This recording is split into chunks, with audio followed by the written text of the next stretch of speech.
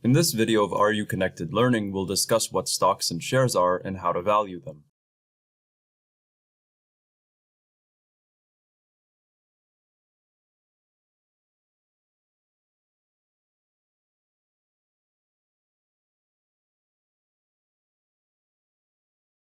In the last video, we discussed bonds, which are a debt security, or a tradable financial asset used by companies to raise money through debt.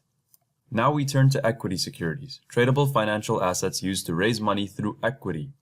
Specifically, we're talking about stocks or ownership certificates in companies. Sometimes people mix them up with shares, which are ownership certificates in a particular company.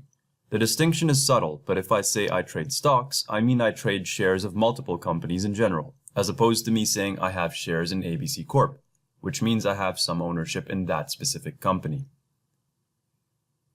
Shares, because they represent ownership in a company, come attached with ownership rights such as the right to receive a dividend, the right to vote in shareholders' meetings, and a claim to the assets of the company on liquidation. However, companies can create multiple classes of shares. Each class of shares must have at least one kind of right.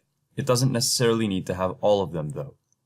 If you're interested in how share classes, voting, and shareholder control works, a course in securities law, corporate governance, or corporate social responsibility might be just the thing for you. For our purposes, however, we'll limit our discussion to two categories, common stock and preferred stock. Common stock confers equity without any particular priority for dividends or bankruptcy.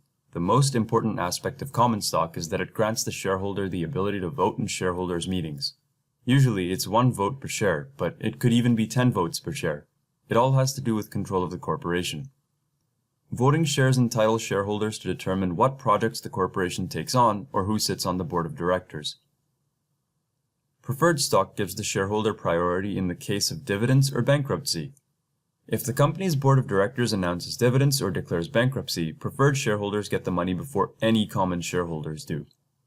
Note that in the case of bankruptcy, preferred shareholders still come after creditors or after people who the corporation owes debts to. Often, however, for all these privileges, preferred shareholders forego the right to vote in shareholders' meetings. Before we can get into valuing stock, and we'll stick to common stock in particular, we should note that it's different from bonds in several ways. For one, bondholders don't gain any rights like shareholders do, and unlike the coupon payments on bonds, dividends aren't necessarily paid out regularly. When and how much is paid is determined by the board of directors, and the board could technically decide not to pay dividends indefinitely. Secondly, stocks don't have any aspect of maturity. Third, we can't easily observe the required rate of return on the market. Since the price of the stock would be equal to the present value of all the future cash flows or dividends, and they're notoriously unpredictable, we can't compute the price. That brings us to the end of the video. Still confused? Rewind to the relevant... Just kidding, you're not getting off the hook that easily. If we make some simplifying assumptions about the pattern of future dividends, we can come up with the stock value. There are 3 basic cases we consider. 1. Dividend doesn't grow at all. 2. The dividend grows at some constant rate. Or 3. The dividend grows at a non-constant rate. In the zero growth case, let's think on the characteristics of stocks like this. We're assuming that it pays regularly, as in once every quarter or year, and that it gives out the same payment each time. And stocks don't have a maturity, so they continue on forever. It's a perpetuity. So we can get the value of the zero growth stock using that same underwhelming perpetuity formula we were introduced to several videos ago, where D represents the dividend amount and R is the required return. Similarly, in the second scenario, with the dividends growing at a constant rate, it's basically a growing perpetuity. Here, D1 is the dividend payment 1 period from now. R is the required rate of return, and G is the rate at which the dividend grows. D1 can be expanded to D0 times 1 plus G, where D0 is the latest dividend payment made. This formula only makes sense if G is less than R.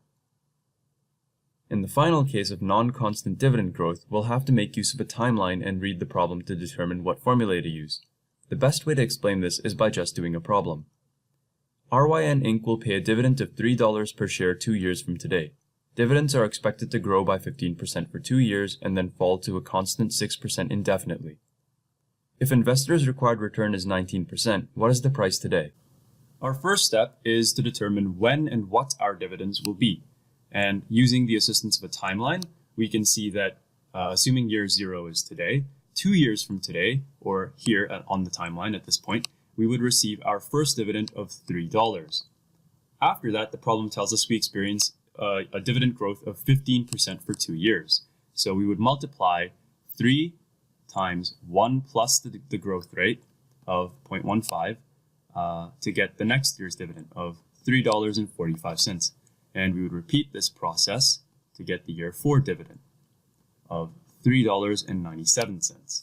Now at year 5, or to calculate our year 5 dividend, we have to drop the growth rate to 6%, which is what we're told in the problem. So 6% growth would mean that our next dividend in year 5 would be $4.21. Our second step to get the price of the stock today is to discount each of the future cash flows of the stock so that we can get the price. However, we know that the 6% growth rate is an indefinite growth. So technically, we would be discounting infinite numbers of cash flows back, but we don't want to do that. Our way out for that is to use the growing perpetuities formula to get a value that represents every cash flow after year 4. So to do this, we would have to calculate the price at year 4 for these constant growth dividends.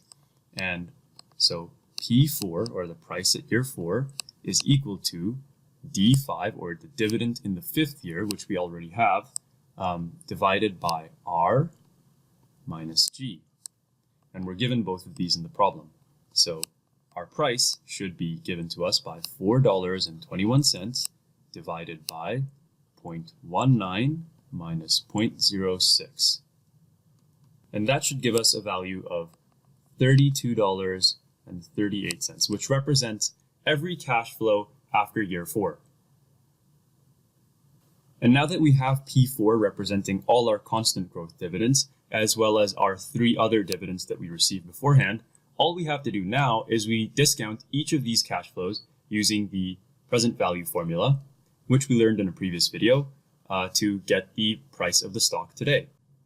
And so that said, writing it out mathematically, our price at year 0, or our P0, would be given to us by the present value of the second year's dividend, which is given to us by $3 over 1.19. And remember that 0.19 or 19% is the required return rate, raised to 2, because we're discounting back 2 periods to get to year 0. And that would be added to the present value for the year 3 discount. So 345 divided by 1.19 raised to 3, and plus the year 4 dividend, which is given to us by 397 divided by 1.19 raised to 4. And of course, we would also have our value representing the constant growth dividends from year 4 onwards. And that would actually be received at exactly the same time as the year 4 dividend. So we would actually write down 3238 in the numerator divided by 1.19 raised to 4 as well, because we're receiving the value of these future dividends in year 4 itself.